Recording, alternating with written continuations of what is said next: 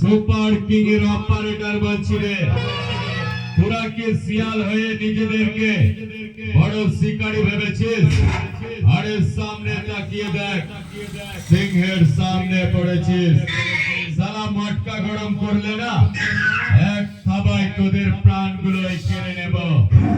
বুঝতে পারলি আমি কে?